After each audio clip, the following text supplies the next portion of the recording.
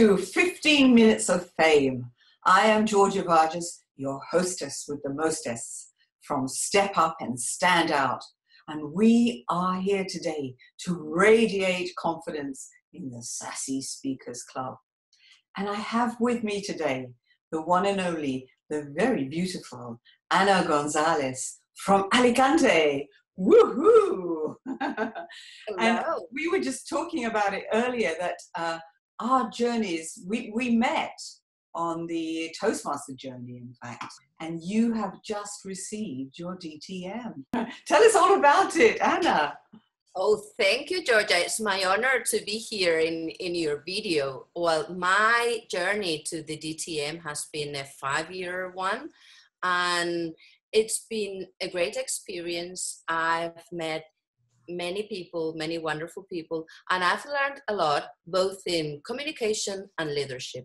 And I really recommend anybody who has a Toastmaster club around to join one and see for themselves and try the experience. How about you, Georgia? Because I met you in one contest and I really admire you. Well, you know, Toastmaster was a shorter journey for me. I mean, I really enjoyed myself on it. The two most important skills that I learned from Toastmasters was the listening skills and evaluation. But now I know that you work, I know you're still a teacher, but you also coach and mentor women in particular. Please tell us about that. Well, that's something I really wanted to do, is to empower women to be the best selves, to become the best selves.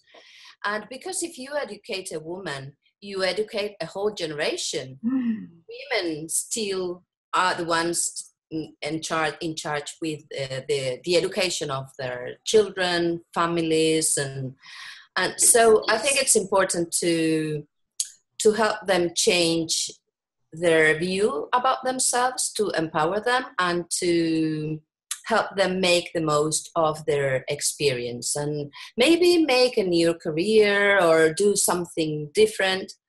Well, that's a wonderful thing to do, is to encourage younger women especially, but women in general of all age groups. And I mean, look, you know, we are mature girls ourselves, and look how we are branching out in the world, spreading our wisdom and our knowledge. And I know you do that in your teaching as well with the students that you work with, to encourage them to develop their skills and learn more. But you also do some speaking work, don't you? Yes, I do. I do. Apart from the club, I like speaking, and I like being, you know, a role model for young people, especially young women, as you said. I'm doing a speech in Barcelona in the next, well, at the end of this month. So with this talk that you have in Barcelona at the end of the month, do you tell us about how you rehearse, and do you learn the piece, or do you have rituals? What do you do? Well, I use mind mapping. Mind mapping is a wonderful technique for me because I have the whole picture of the speech. I usually come up with an introduction and a conclusion, and then some points like 2, 3, or 4, the maximum. And then once I have the clear picture, then I come up with a title.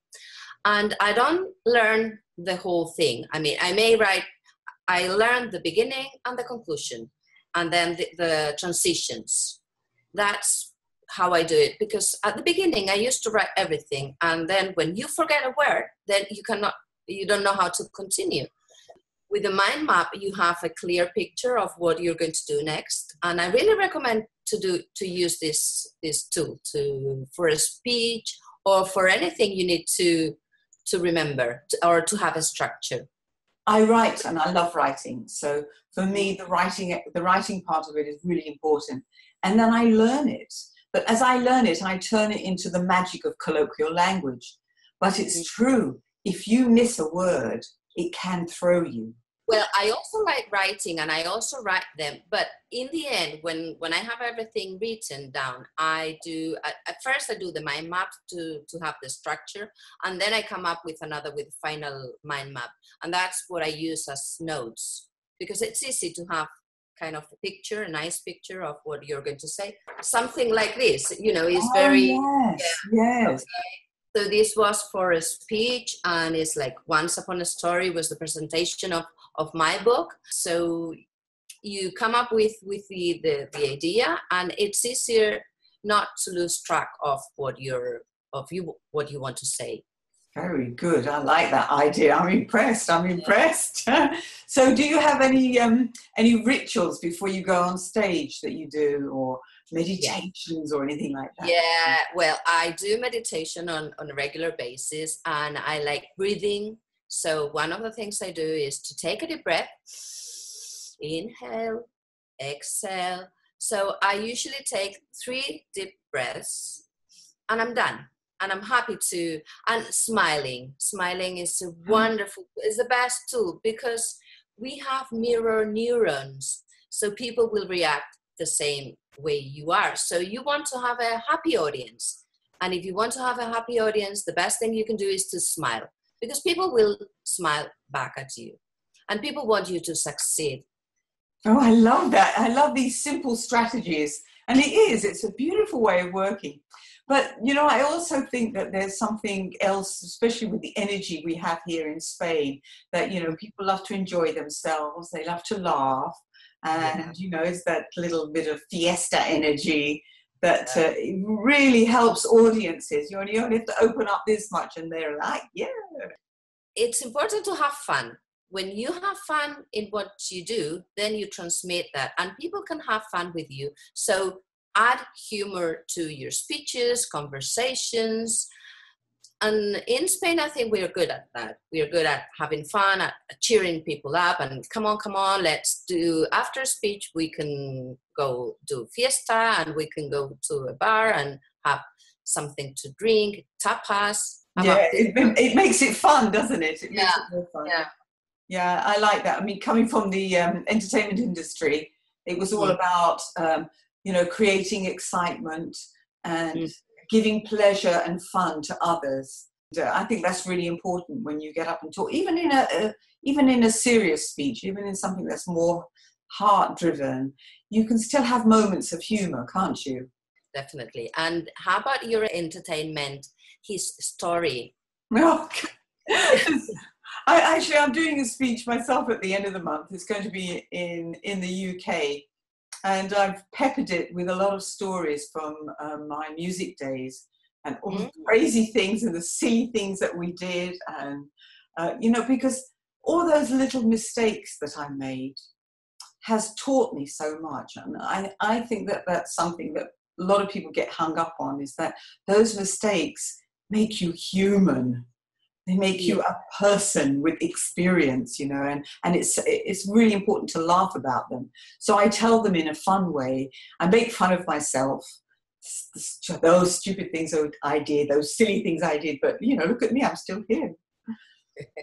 I agree, Georgia, about making mistakes. People are so afraid about making them. And what's the worst thing that can happen? The worst thing is that you can learn. So if people say, oh, I may die, then please don't even try. Don't even try to do something that is going to harm you. But other than that, what can you do? Just do, and then learn from your mistakes. I also know that you've written a book, haven't you, Ana? Yeah. Tell us about the book. Yeah, I like stories, and it's called Once Upon a Time, 10 Stories to be the main character of your life. And it's like a kind of coaching process through stories and then tips and tricks on how to empower yourself. And it's nice because it's a short book and very practical, and it has humor, and it has, exercises. So I think it's nice. It's a good book. It's a good book, is it? Yeah. And it was good to write it, and it's based on experience and clients. And so when you go to speak, do you take the book with you and offer it and sell it and things like that? Yeah, sometimes it's only online. I didn't have time to do, publish it in paper. Publish, yeah, so it's online. But yeah, I've done the presentation of the book, and then it's online, so it's easy to get. releasing a manual on learning how to learn, the art of learning how to learn for my students. It'll be out with the layout, but it'll be out at the end of this month to help students learn to learn. Yeah, we don't know. Nobody teaches us how to learn. So I think it's very important, apart from teaching this and that subject, to learn how to think about what you're learning and change your mindset, learn about attitude, the best attitude to learn. So I think it's going to be good. I know from our previous conversation, you've got lots of things coming up for you, and very exciting things, and maybe you just share a couple of them with us, because people like to know what else that you do in life, you know. And I know that you and I share this passion for dancing, for example. Dancing. I love Lindy Hop dancing. I also started, it's such a good energy that gives you, and it's great music and great atmosphere, great people, great dancers. And I've also started to learn how to sing recently, and I love singing. And it's I'm not good at it yet, but I will soon become a singer. And I also like traveling. My next trip will be to Uganda in August. Wow. Yeah, on a volunteer, very exciting, because I'm going to go on a volunteer project to empower women there. So I'm really looking forward to this new adventure. Oh, this is fantastic. I've got to interview you again in September and find out what happened in Uganda. Yeah, I'm sure there'll be amazing things that you'll be able to share about the women out there and what they do, because they have different skills, you know, they have different challenges. They're more practical than we are. They have less, but they have more.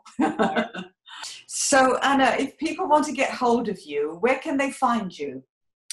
And at my webpage is www.anagonzalezferran.com. Okay, they'll have the name, I guess, I'm sure, because it's difficult in Spain. We have a name and two surnames, and they are not easy.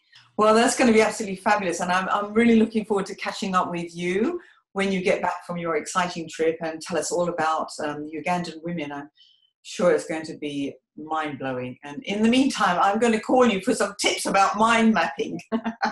Oh, yes, definitely. I'd love to. And thank you very much, Georgia, for calling me and for this video, giving me this opportunity. And I really look forward to your next speech in England. Yeah. I can't There'll wait be a video. Yeah, I can't wait for the video. Thank you so much for being on the 15 Minutes of Fame show, and I look forward to seeing you next time. Thank you. A big hug, Georgia.